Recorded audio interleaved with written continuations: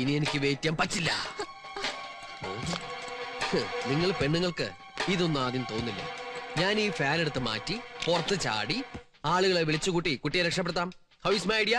Okay? My brilliant boy, congrats. Screwdriver എവിടെ? Okay, ഇതൊന്നും ആരും ഊരാറില്ലെന്ന് തോന്നണം.